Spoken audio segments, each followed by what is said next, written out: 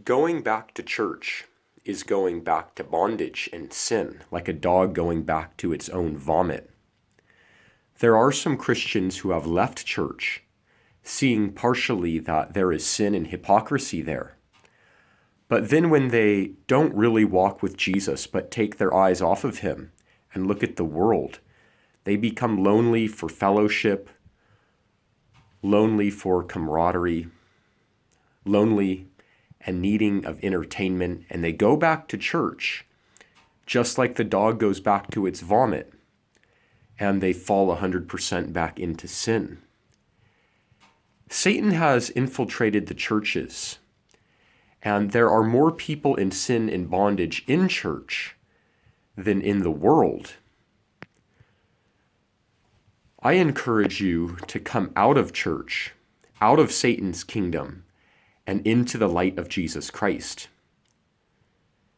Most things that have the name Christian on them are the farthest thing from Jesus and from his children.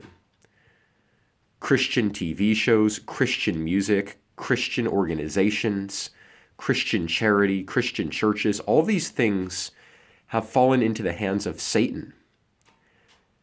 These people don't follow after the Spirit of God, but after their own flesh, after their own lusts. The Pharisees were the same way in their day, and they believed that because they knew things about God, that they had a ticket into heaven, just as Christians do today. I want to read to you what Jesus said to them. Then Jesus said to those Jews who believed him, "If you abide in my word, you are my disciples indeed. And you shall know the truth, and the truth shall make you free."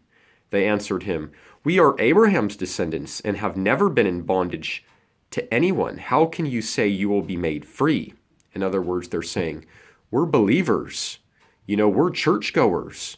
We know the scripture. We have right theology. We have the same faith as Father Abraham. What does Jesus say to them? Jesus answered them, "Most assuredly, I say to you, whoever commits sin is a slave of sin. And the slave does not abide in the house forever, but a son abides forever. Therefore, if the Son makes you free, you shall be free indeed." Even the supposed life that these Christians have in church, this hypocritical life, this supposed knowledge of God, everything they have will be stripped away from them. God is the one who gives life, and he is the one that takes away. And if you're rejecting the truth for hypocrisy and sin, and you're going to this bondage, you're not going to even live with what you have forever. It's going to be stripped from you. Your own life is going to be stripped away from you.